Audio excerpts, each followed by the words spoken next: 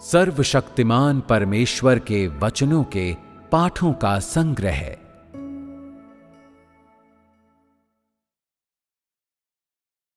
स्वयं परमेश्वर जो अद्वितीय है। एक, परमेश्वर का अधिकार। एक,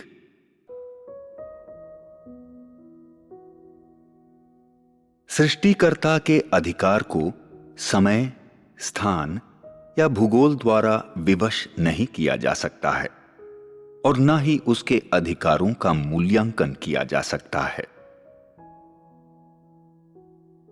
आओ हम उत्पत्ति 22:17 से 18 को देखें। यह यहोवा परमेश्वर के द्वारा बोला गया एक और अंश है जिसमें उसने अब्राहम से कहा, इस कारण मैं निश्चय तुझे आशीष दूंगा और निश्चय तेरे वंश को आकाश के तारागण और समुद्र के तीर के बालू के समान अनगिनत करूंगा और तेरा वंश अपने शत्रुओं के नगरों का अधिकारी होगा और पृथ्वी की सारी जातियां अपने को तेरे वंश के कारण धन्य मानेंगी, क्योंकि तूने मेरी बात मानी है। यहोवा परमेश्वर ने अब्राहम को कई बार आशीष दी कि उसके वंश के लोग बहुगुणित होंगे। और किस सीमा तक बहुगुणित होंगे? उस सीमा तक जितना पवित्र शास्त्र में लिखा है, आकाश के तारागण और समुद्र के तीर के बालू के समान। कहने का तात्पर्य है कि परमेश्वर अब्राहम को आकाश के तारों के समान अनगिनत और समुद्र के तीर के रेत के किनकों के समान ढेर सारा वंश देना चाहता था।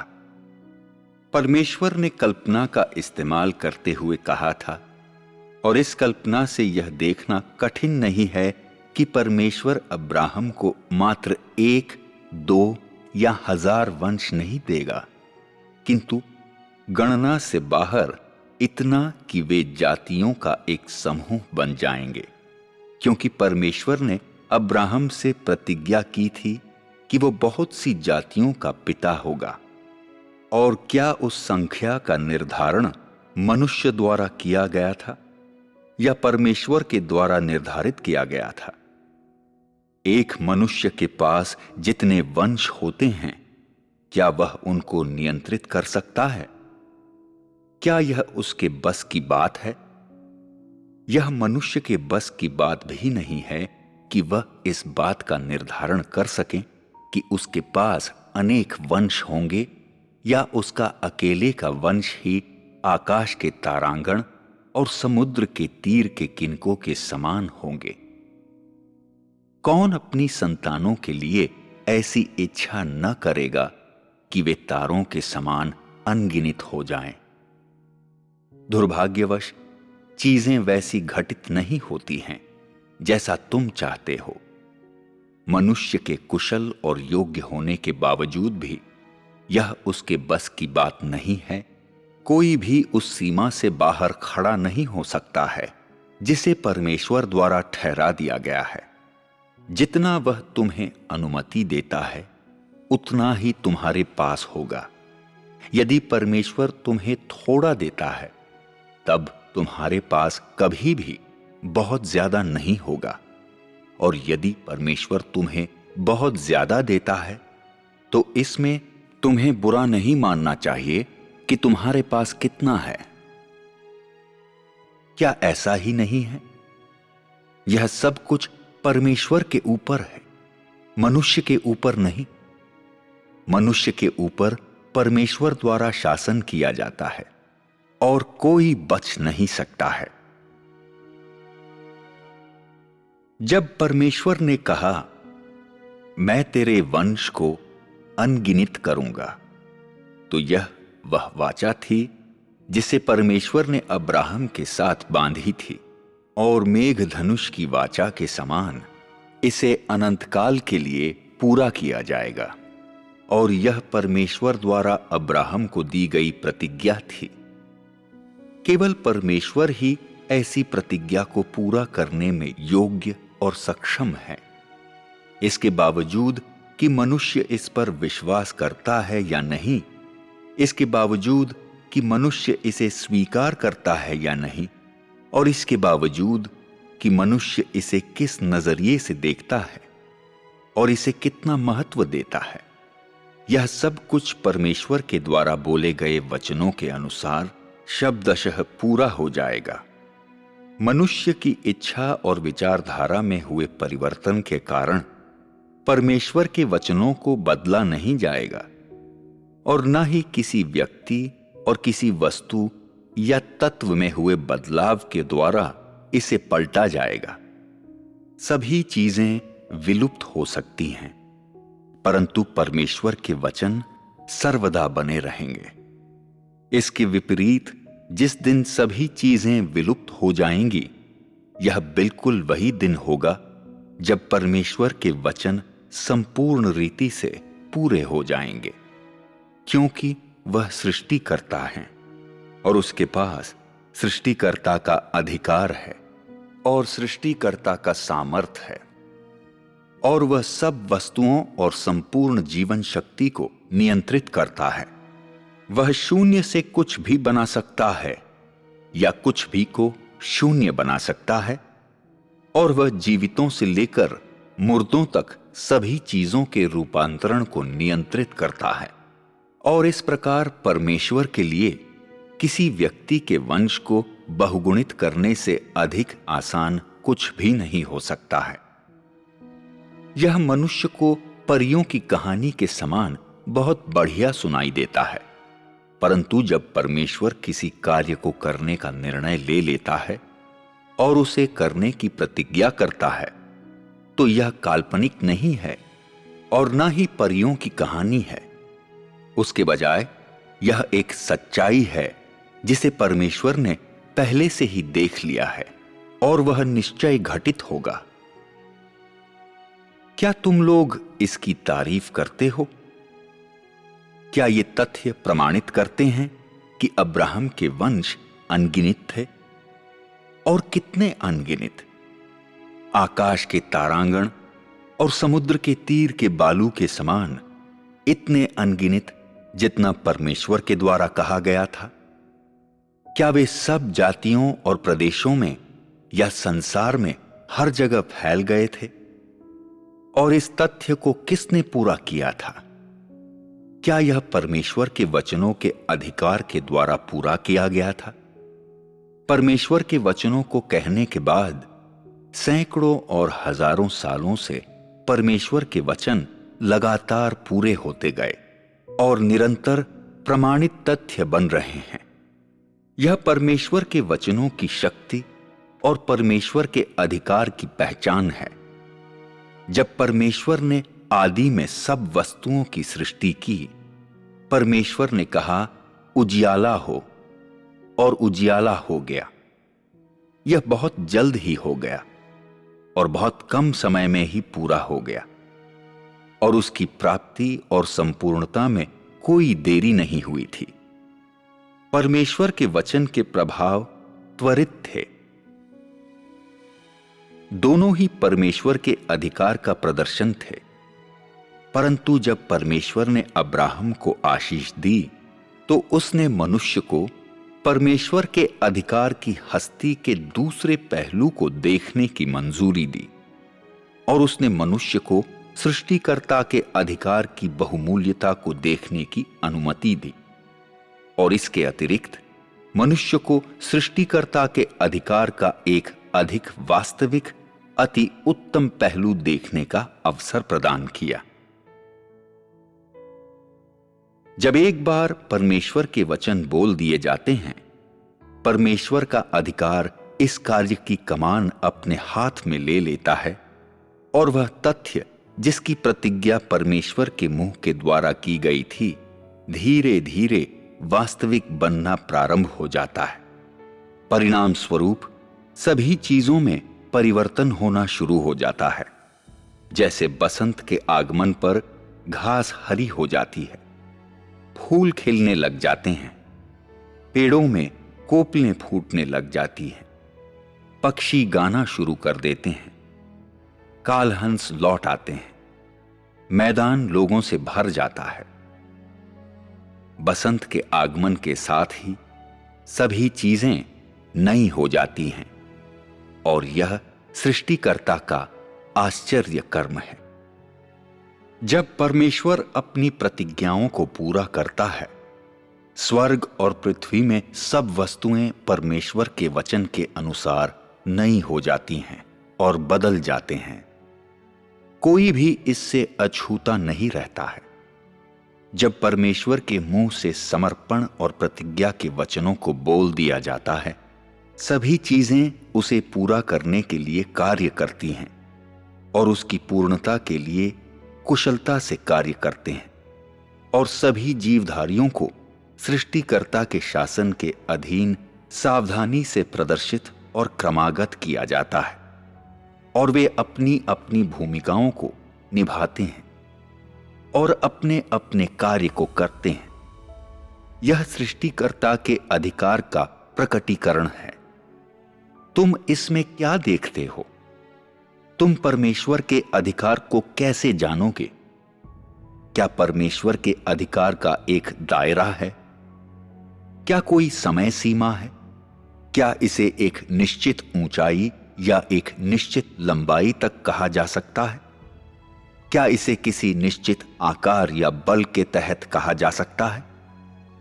क्या इसे मनुष्य के आयामों के द्वारा नापा जा सकता है? परमेश्वर का अधिकार रुक रुक कर जगमगाता नहीं है, आता जाता नहीं, और कोई नहीं है जो यह नाप सके कि उसका अधिकार कितना महान है। इसके बावजूद कि कितना समय बीत चुका है, जब परमेश्वर एक मनुष्य को आशीष देता है तो यह आशीष बनी रहेगी और इसकी निरंतरता परमेश्वर के अधिकार की बहुमूल्यता की गवाही को धारण किए हुए है और मानव जाति को परमेश्वर के पुनः प्रकट होने वाले और कभी न बुझने वाली जीवन शक्ति को बार बार देखने की अनुमति देगी। उसके अधिकार का प्रत्येक प्रकटीकरण उसके मुंह के वचनों का पूर्ण प्रदर्शन है और इसे सब वस्तुओं और मानव जाति के सामने प्रदर्शित किया गया है। इससे अधिक क्या उसके अधिकार के द्वारा प्राप्त सब कुछ तुलना से परे उत्कृष्ट है और उसमें कुछ भी दोष नहीं है। दूसरे शब्दों में उसके विचार, उसके वचन, उसका अधिकार और सभी कार्य जो उसने पूरा किया है, वे अतुल्य रूप से एक सुंदर तस्वीर हैं। जहां तक जीवधारियों की बात है, वह मानव जाति की भाषा उसके महत्व और मूल्य के स्पष्ट उच्चारण में असमर्थ हैं। जब परमेश्वर एक व्यक्ति से प्रतिज्ञा करता है, तो चाहे वो जहां भी रहते हों या जो भी करते हों, प्रतिज्ञा को प्राप्त करने के पहले या उसके बाद की उनकी पृष्ठभूमि या उनके रहने के वातावरण में चाहे जितने बड़े उतार चढ़ाव आए हों, यह सब कुछ परमेश्वर के लिए उतने ही चिर परिचित हैं जितना उसके हाथ का पिछला भाग। इससे कोई फर्क नहीं पड़ता है कि परमेश्वर के वचनों को कहने के बाद कितना ही समय क्यों न बीत गया हो। उसके लिए यह ऐसा है मानो उन्हें अभी अभी बोला गया है। दूसरे शब्दों में, परमेश्वर के पास सामर्थ्य है और उसके पास ऐसा अधिकार है जिससे वह हर एक प्रतिज्ञा की जो वह मानव जाति के साथ करता है लगातार सुधि ले सकता है, नियंत्रण कर सकता है और उनका एहसास कर सकता है।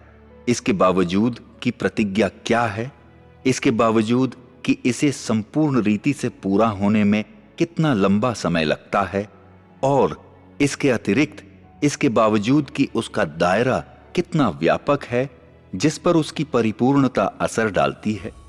उदाहरण के लिए समय, भूगोल, जाति इत्यादि, इस प्रतिज्ञा को पूरा किया जाएगा और इसका एहसास किया जाएगा, और इसके आगे उसके पूर्ण होने या एहसास करने में उसे जरा से भी कोशिश करने की आवश्यकता नहीं होगी। इससे क्या साबित होता है? यह कि परमेश्वर के अधिकार और सामर्थ्य की व्यापकता संपूर्ण विश्व और संपूर्ण मानव जाति को नियंत्रित करने के लिए काफी है। परमेश्वर ने उजियाले को बनाया। इसका मतलब यह नहीं कि वह केवल उजियाले का ही प्रबंध करता है, या यह कि वह केवल जल का ही प्रबंध करता है, क्योंकि उसने जल को सृजा और बाकी सब कुछ परमेश्वर से संबंधित नहीं है। क्या यह गलतफहमी नहीं है? यद्यपि सैकड़ों सालों बाद अब्राहम के लिए परमेश्वर की आशीषें धीरे धीरे मनुष्य की यादों में धूमिल हो चुकी थी, फिर भी परमेश्वर के लिए वह प्रतिज्ञा जस की तस बनी रही। यह तब भी पूरा होने की प्रक्रिया में था और कभी रुका नहीं था। मनुष्य ने न तो कभी जाना और न सुना कि परमेश्वर ने किस प्रकार अपने अधिकार को इस्तेमाल किया था और किस प्रकार सभी चीजों को प्रदर्शित और क्रमागत किया था। और इस समय के दौरान परमेश्वर द्वारा सब वस्तुओं की सृष्टि के बीच कितनी ढेर सारी कहानियां घटित हुई थीं। किंतु परमेश्वर के अधिकार के प्रकटीकरण और उसके कार्यों के प्रकाशन के प्रत्येक बेहतरीन अंश को सभी चीजों तक पहुंचाया गया और उनके बीच महिमावान्वित किया गया था। सब वस्तुएं सृष्टिकर्ता के अद्भुत कार्यों को दिखाते और उनके बारे में बात करते थे, और सभी चीजों के ऊपर सृष्टिकर्ता की संप्रभुता की प्रत्येक लोकप्रिय कहानी को सभी चीजों के द्वारा सर्वदा घोषित किया जाएगा। वह अधिकार जिसके तहत परमेश्वर सभी चीजों पर शासन करता है और परमेश्वर की सामर्थ सभी चीजों को दिखाते हैं कि परमेश्वर सभी समयों में हर जगह उपस्थित हैं। जब तुम परमेश्वर के अधिकार और सामर्थ की सर्व उपस्थिति के साक्षी बन जाते हो, तो तुम देखोगे कि परमेश्वर सभी समयों में हर जगह उपस्थित हैं। परमेश्वर का अधिकार और सामर्थ समय, भूगोल, स्थान या किसी व्यक्ति, तत्व या वस्तु की विवशता से अलग है। परमेश्वर के अधिकार और सामर्थ की व्यापकता मनुष्य की कल्पनाओं से श्रेष्ठ है।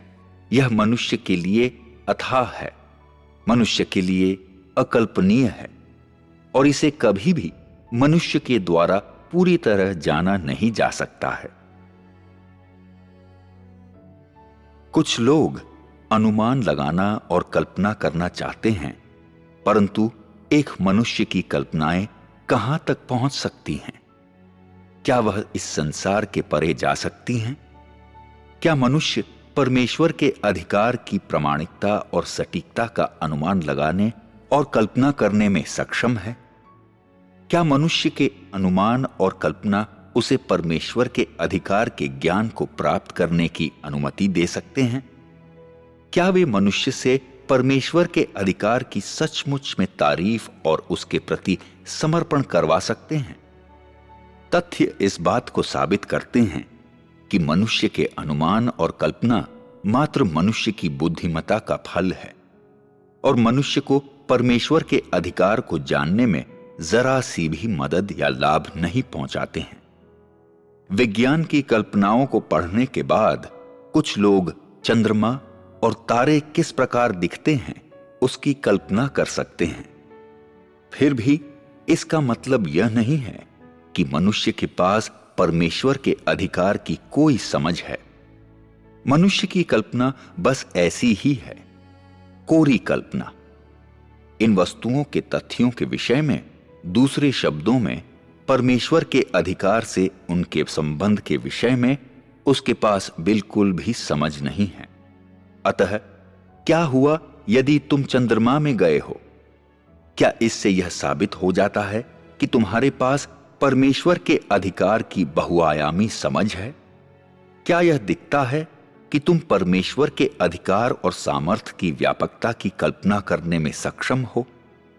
जबकि मनुष्य का अनुमान और कल्पना उसे परमेश्वर के अधिकार को जानने की मंजूरी देने में असमर्थ है, तो मनुष्य को क्या करना चाहिए? अनुमान और कल्पना न करना ही सबसे उत्तम विकल्प होगा। कहने का तात्पर्य है कि जब परमेश्वर के अधिकार को जानने की बात आती है, मनुष्य को कभी भी कल्पना पर भरोसा और अनुमान पर निर्भर नहीं रहना चाहिए। मैं असल में यहां पर तुम सब से क्या कहना चाहता हूं? परमेश्वर के अधिकार का ज्ञान, परमेश्वर की सामर्थ, परमेश्वर की स्वयं की पहचान और परमेश्वर की हस्ती को तुम्हारी कल्पनाओं पर भरोसा करके प्राप्त नहीं किया जा सकता है। जबकि तुम परमेश्वर के अधिकार को जानने के लिए कल्पनाओं पर भरोसा नहीं कर सकते हो, तो तुम किस रीति से परमेश्वर के अधिकार के सच्चे ज्ञान को प्राप्त कर सकते हो? परमेश्वर के वचनों को खाने और पीने के द्वारा, संगति के द्वारा और परमेश्वर के वचनों के अनुभवों के द्वारा तुम्हारे पास परमेश्वर के अधिकार का एक क्रमिक अनुभव और प्रमाणीकरण होगा, और इस प्रकार तुम उसकी एक क्रमानुसार समझ और निरंतर बढ़ने वाले ज्ञान को प्राप्त करोगे। यह परमेश्वर के अधिकार के ज्ञान को प्राप्त करने का एकमात्र तरीका है और कोई छोटा रास्ता नहीं है। तुम लोग कल्पना न करो कहने का अर्थ यह नहीं है कि तुम सबको शिथिलता से विनाश के इंतजार में बैठा दिया जाए या तुम सबको कुछ करने से रोका जाए। सोचने और कल्पना करने के लिए अपने मस्तिष्क का इस्तेमाल न करने का मतलब अनुमान लगाने के लिए अपने तर्क का इस्तेमाल न करना, विश्लेषण करने के लिए ज्ञान का इस्तेमाल न करना, विज्ञान को आधार के रूप में इस्तेमाल न करना, परंतु इसके बजाय प्रशंसा करना, जांच करना और प्रमाणित करना है कि वह परमेश्वर जिसमें तुम विश्वास करते हो उसके पास अधिकार है, और प्रमाणित करना है कि वह तुम्हारी नियति के ऊपर प्रभुता करता है, और यह कि उसकी सामर्थ्य ने सभी समयों में यह साबित किया है परमेश्वर के वचनों के द्वारा, सच्चाई के द्वारा, उन सब के द्वारा जिसका तुम अपने जीवन में सामना करते हो। वह स्वयं सच्चा परमेश्वर है। यही वह एकमात्र तरीका है जिसके द्वारा कोई भी व्यक्ति परमेश्वर की समझ को प्राप्त कर सकता है। कुछ लोग कहते हैं कि वे इस उद्देश्य की प्राप्ति के लिए एक सरल तरीके की खोज करना चाहते हैं, किंतु क्या तुम लोग ऐसे किसी तरीके के बारे में सोच सकते हो? मैं तुम्हें बताता हूं, सोचने की आवश्यकता ही नहीं है और कोई तरीके नहीं हैं। एकमात्र तरीका है कि हर एक वचन जिसे वह प्रकट करता है और हर एक चीज जिसे वह करता है, उसके जरिए सचेतता और स्थिरता से जो परमेश्वर के पास है और जो वह है उसे जाने और प्रमाणित करें। क्या यह परमेश्वर को जानने का एकमात्र तरीका है? क्योंकि जो परमेश्वर के पास है और जो वह है और परमेश्वर का सब कुछ, वह सब खोखला या खाली नहीं है, परंतु वास्तविक है।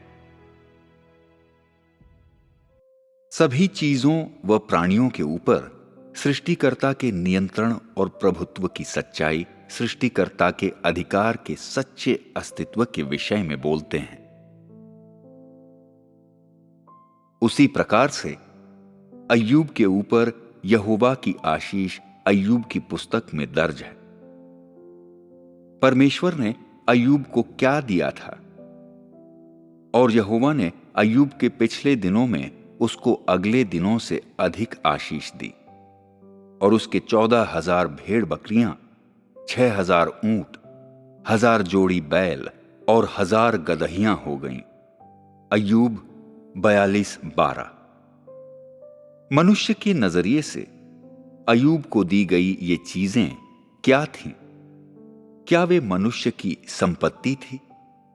इन संपत्तियों के द्वारा क्या अय्यूब उस युग में बहुत अधिक धनी हो गया था? उसे ऐसी संपत्तियां कैसे प्राप्त हुई थीं? उसका धन कैसे बढ़ा था? यहां पर यह बात कही नहीं जा रही है कि परमेश्वर की आशीष के लिए धन्यवाद जिससे अय्यूब ने इन संपत्तियों को प्राप्त किया। अय्यूब इन संपत्तियों को किस नजरिए से देखता था और वह परमेश्वर की आशीषों को किस प्रकार महत्व देता था? ये वो बात नहीं है जिनके भीतर हम जाएंगे। जब भी परमेश्वर की आशीषों की बात होती है, सभी लोग दिन और रात परमेश्वर से आशीषित होने की लालसा करते हैं, परंतु मनुष्य के पास इसके ऊपर नियंत्रण नहीं होता है कि वह अपने जीवन काल के दौरान कितनी संपत्तियां प्राप्त कर सकता है, और यह कि वह परमेश्वर से आशीषों को प्राप्त करेगा भी कि नहीं। और यह एक निर्विवादित सत्य है। परमेश्वर के पास अधिकार है और उसके पास मनुष्य को किसी भी प्रकार की संपत्ति देने की सामर्थ्य है, जिससे वह मनुष्य को किसी भी प्रकार के लाभ को प्राप्त करने की स्वीकृति दे सके। फिर भी परमेश्वर की आशीषों का एक सिद्धांत है। परमेश्वर किस प्रकार के लोगों को आशीष देता है? ऐसे लोगों को जिनको वह पसंद करता है। बिल्कुल सही। अब्राहम और अय्यूब दोनों को परमेश्वर के द्वारा आशीषित किया गया था। फिर भी वे आशीषें जिन्हें उन्होंने प्राप्त किया था, एक समान नहीं थी। परमेश्वर ने अब्राहम को रेत और तारों के समान अनगिनत वंशों से आशीषित किया था। जब परमेश्वर ने अब्राहम को आशीष दी, तो उसने एक मनुष्य के वंश, एक जाति को सामर्थी और समृद्ध किया। इसमें परमेश्वर के अधिकार ने मानव जाति पर शासन किया, जिसने सभी चीजों और जीवित प्राणियों में परमेश्वर की श्वास को फूंक दिया था। परमेश्वर के अधिकार की संप्रभुता के अधीन यह मानव जाति उस दायरे के अंतर्गत उस गति से तेजी से बढ़ी और अस्तित्व में आ गई जिसे परमेश्वर के द्वारा निर्धारित किया था। विशेष रूप से इस जाति की जीवन योग्यता, फैलाव की गति और जीवन की आशा सब कुछ परमेश्वर के इंतजामों के भाग थे, और इन सब का सिद्धांत पूर्णतया उस प्रतिज्ञा पर आधारित था जिसे परमेश्वर ने अब्राहम को दिया था। कहने का तात्पर्य है कि परिस्थितियों के बावजूद परमेश्वर की प्रतिज्ञाएं बिना किसी बाधा के आगे बढ़ेंगी और परमेश्वर के अधिकार के प्रयोजन के अधीन उनका एहसास किया जाएगा। उस प्रतिज्ञा में जो परमेश्वर ने अब्राहम से की थी, संसार के उथल पुथल के बावजूद, उस युग के बावजूद, मानव जाति के द्वारा झेली गई महाविपत्तियों के बावजूद भी अब्राहम का वंश संपूर्ण विनाश के लिए जोखिम का सामना नहीं करेगा और उनकी जाति कभी खत्म नहीं होगी। लेकिन अय्यूब के ऊपर परमेश्वर की आशीषों ने उसे बहुत ज्यादा धनी बना दिया था। जो परमेश्वर ने उसे दिया वह जीवित और सांस लेते हुए जीवधारियों का संग्रह था, जिनमें खास थे उनकी संख्या, विस्तार की उनकी गति, जीवित रहने की दशाएं, उनके ऊपर चर्बी की मात्रा और इत्यादि। उन्हें भी परमेश्वर के द्वारा नियंत्रित किया गया था। यद्यपि इन जीवित प्राणियों के पास बोलने की योग्यता नहीं थी, परंतु वे भी सृष्टिकर्ता के प्रबंध के भाग थे, और परमेश्वर के प्रबंध का सिद्धांत उस आशीष के अनुसार था जिसकी प्रतिज्ञा परमेश्वर ने अय्यूब से की थी। उन आशीषों के अंतर्गत जिन्हें परमेश्वर ने अब्राहम और अय्यूब को दिया था। हालांकि जिसकी प्रतिज्ञा की गई थी वह अलग थी, फिर भी वह अधिकार जिसके द्वारा सृष्टिकर्ता सभी चीजों और जीवित प्राणियों पर शासन करता है, वह एक समान था। परमेश्वर के अधिकार और सामर्थ्य का प्रत्येक विवरण अब्राहम और अय्यूब को दी गई उनकी अलग अलग प्रतिज्ञाओं और आशीषों में प्रकट था, और एक बार फिर से मानव जाति को दिखाता है कि परमेश्वर का अधिकार मनुष्य की कल्पनाओं से परे है। ये विवरण एक बार फिर मानव जाति को बताते हैं कि यदि वह परमेश्वर के अधिकार को जानना चाहता है, तो यह केवल परमेश्वर के वचनों के द्वारा और परमेश्वर के कार्यों को अनुभव करने के द्वारा ही हो सकता है। सभी चीजों के ऊपर परमेश्वर के अधिकार की संप्रभुता मनुष्य को एक तथ्य देखने की अनुमति देती है। परमेश्वर का अधिकार न केवल इन वचनों में समाविष्ट है। परमेश्वर ने कहा कि उजियाला हो और उजियाला हो गया, और आकाश बन जाए और आकाश बन गया, और भूमि दिखाई दे और भूमि दिखाई देने लगी। बल्कि इसके अतिरिक्त वह इस बात से भी प्रकट होता है कि उसने किस प्रकार उजियाले को कायम रखा, आकाश को विलुप्त होने से बचाए रखा और भूमि को हमेशा जल से अलग रखा। साथ ही साथ उस विवरण में भी है कि उसने किस प्रकार सृजी गई चीजों के ऊपर शासन किया और उनका प्रबंध किया। उजियाला, आकाश और भूमि। परमेश्वर के द्वारा मानव जाति को दी गई आशीषों में तुम सब और क्या देखते हो?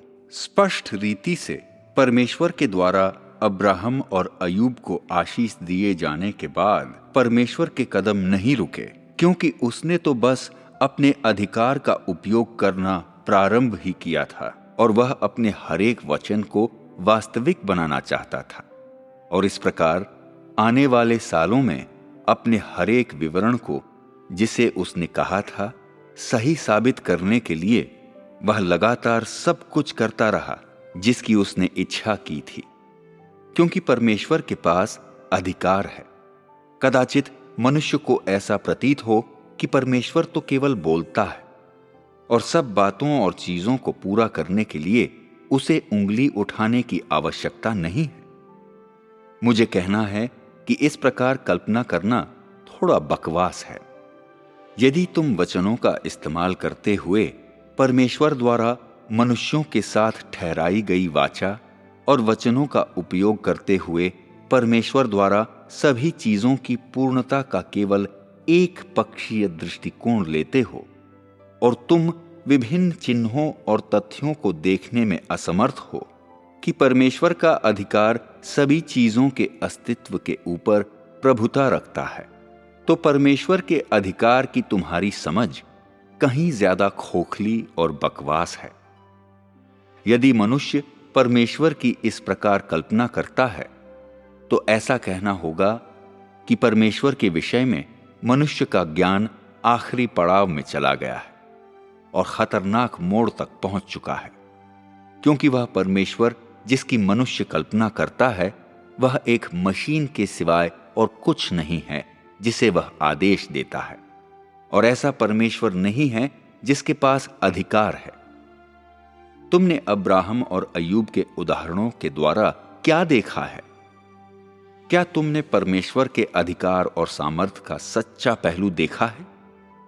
परमेश्वर के द्वारा अब्राहम और अय्यूब को आशीष देने के बाद परमेश्वर वहां खड़ा न रहा जहां पर वह था, ना ही उसने अपने संदेशवाहकों को काम पर लगाया जिस समय वह यह देखने के लिए इंतजार कर रहा था कि इसका परिणाम क्या होगा।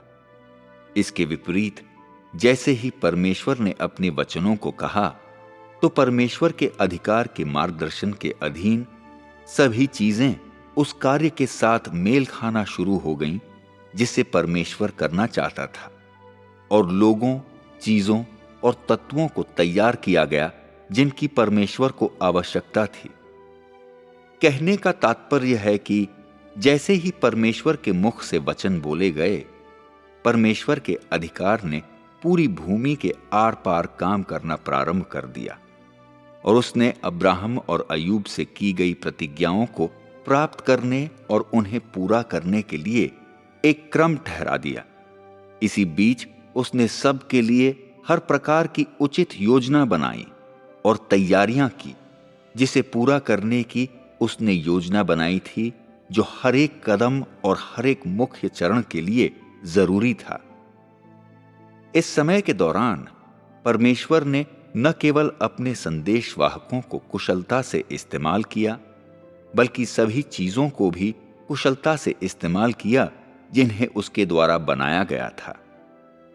कहने का तात्पर्य है कि वह दायरा जिसके भीतर परमेश्वर के अधिकार को इस्तेमाल किया गया था, उसमें न केवल संदेशवाहक शामिल थे, वरन वे सभी चीजें भी शामिल थीं जिन्हें उस कार्य के मेल में कुशलता से उपयोग किया गया था, जिसे वह पूरा करना चाहता था। ये वे विशेष रीतियां थीं जिनके तहत परमेश्वर के अधिकार का इस्तेमाल किया गया था। तुम लोगों की कल्पनाओं में कुछ लोगों के पास परमेश्वर के अधिकार की निम्नलिखित समझ हो सकती है। परमेश्वर के पास अधिकार है और परमेश्वर के पास सामर्थ्य है, और इस प्रकार परमेश्वर को केवल तीसरे स्वर्ग में रहने की जरूरत है या एक ही स्थिर जगह में रहने की जरूरत है, और किसी व्यावहारिक कार्य को करने की जरूरत नहीं है। और परमेश्वर का संपूर्ण कार्य उसके विचारों के भीतर ही पूरा होता है। कुछ लोग यह भी विश्वास कर सकते हैं कि यद्यपि परमेश्वर ने अब्राहम को आशीष दी थी, फिर भी परमेश्वर को और कुछ करने की जरूरत नहीं थी, और उसके लिए मात्र अपने वचनों को कहना ही काफी था। क्या ऐसा वास्तव में हुआ था? साफ तौर पर नहीं।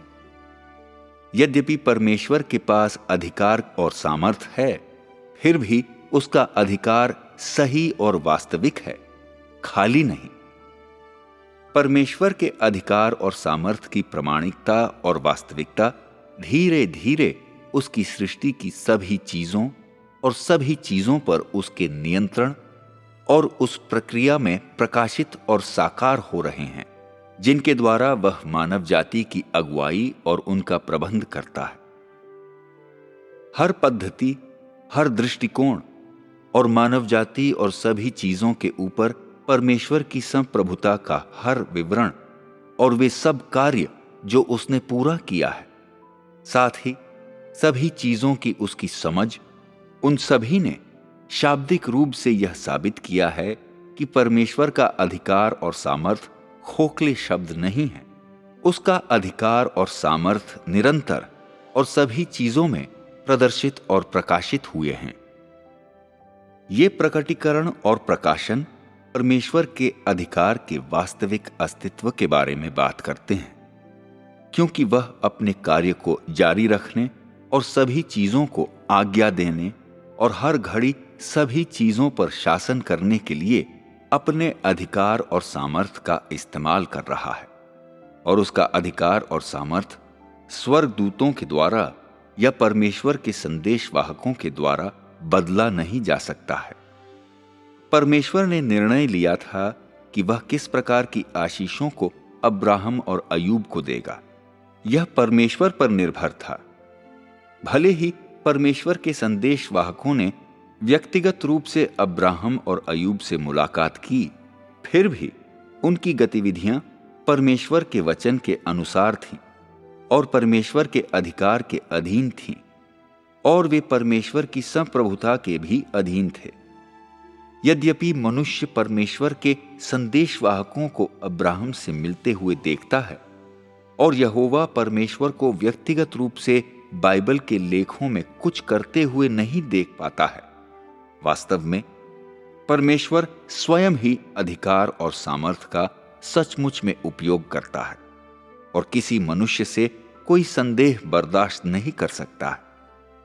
यद्यपि तुम देख चुके हो कि स्वर्गदूतों और संदेशवाहकों के पास बड़ी सामर्थ होती है और उन्होंने चमत्कार किए हैं या परमेश्वर के आदेश अनुसार कुछ चीजों को किया है, और उनके कार्य मात्र परमेश्वर के आदेशों को पूरा करने के लिए होते हैं और किसी भी अर्थ में परमेश्वर के अधिकार का प्रदर्शन नहीं है कि किसी भी मनुष्य या तत्व के पास सभी चीजों को बनाने और सभी चीजों पर शासन करने के लिए सृष्टिकर्ता का अधिकार नहीं है, और ना ही वे उन्हें धारण करते हैं, और इस प्रकार कोई मनुष्य और तत्व सृष्टिकर्ता के अधिकार का इस्तेमाल या उसे प्रकट नहीं कर सकता है। सृष्टिकर्ता का अधिकार अपरिवर्तनीय है और उसका उल्लंघन नहीं किया जा सकता है। तुम सब ने पवित्र शास्त्र के इन 3 अंशों में क्या देखा है? क्या तुम लोगों ने देखा कि यहां एक सिद्धांत है जिसके द्वारा परमेश्वर अपने अधिकार का इस्तेमाल करता है? उदाहरण के लिए, परमेश्वर ने मनुष्य के साथ वाचा बांधने के लिए मेघधनुष का इस्तेमाल किया, जिसमें उसने बादलों में एक मेघ धनुष रखा, जिससे मनुष्य को बता सके कि वह संसार को नाश करने के लिए फिर से जल प्रलय का इस्तेमाल कभी नहीं करेगा। क्या जिस मेघ धनुष को लोग आज देखते हैं वही है जिसे परमेश्वर के मुंह द्वारा कहा गया था? क्या उसका स्वभाव और अर्थ बदल चुका है? बिना किसी संदेह के यह नहीं बदला है। परमेश्वर ने अपने कार्य को करने के लिए अपने अधिकार का इस्तेमाल किया है, और वह वाचा जिसे उसने मनुष्य के साथ ठहराया था वह आज तक जारी है। और वह समय जब इस वाचा को बदल दिया जाएगा वास्तव में सिर्फ परमेश्वर के ऊपर निर्भर है।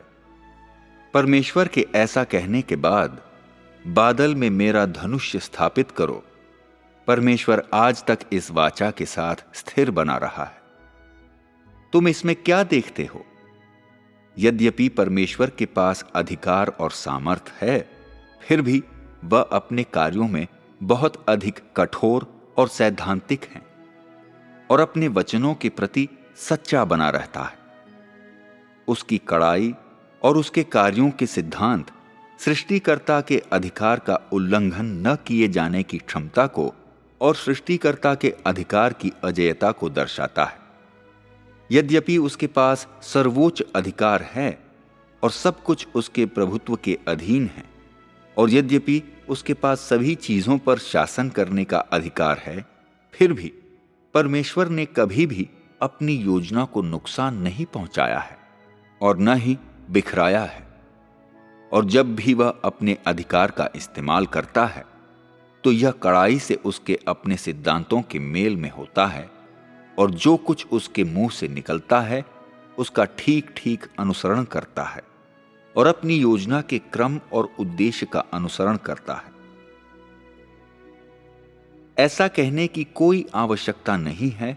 सभी चीजों पर परमेश्वर के द्वारा शासन किया जाता है, साथ ही उन सिद्धांतों का भी पालन किया जाता है जिनके द्वारा परमेश्वर के अधिकार का इस्तेमाल किया जाता है। उसके अधिकार के प्रबंधों से कोई मनुष्य या चीज बच नहीं सकती है, और न ही वे उन सिद्धांतों को बदल सकते हैं जिनके द्वारा उसके अधिकार का इस्तेमाल किया जाता है।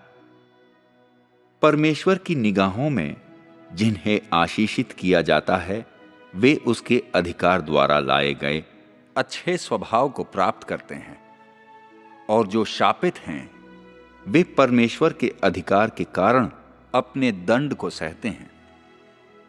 परमेश्वर के अधिकार की संप्रभुता के अधीन कोई मनुष्य या चीज उसके अधिकार के इस्तेमाल से बच नहीं सकती है, और न ही वे उन सिद्धांतों को बदल सकते हैं जिनके द्वारा उसके अधिकार का इस्तेमाल किया जाता है। किसी भी कारक में परिवर्तन की वजह से सृष्टिकर्ता के अधिकार को बदला नहीं जा सकता है, और उसी प्रकार वे सिद्धांत जिनके द्वारा उसके अधिकार को दिखाया जाता है किसी भी वजह से परिवर्तित नहीं होते हैं। स्वर्ग और पृथ्वी बड़े उथल पुथल से होकर गुजर सकते हैं, परंतु सृष्टिकर्ता का अधिकार नहीं बदलेगा। सभी चीजें विलुप्त हो सकती हैं, परंतु सृष्टिकर्ता का अधिकार कभी अदृश्य नहीं होगा। यह सृष्टिकर्ता के अपरिवर्तनीय और उल्लंघन न किए जा सकने वाले अधिकार की हस्ती है, और यह सृष्टिकर्ता की वही अद्वितीयता है।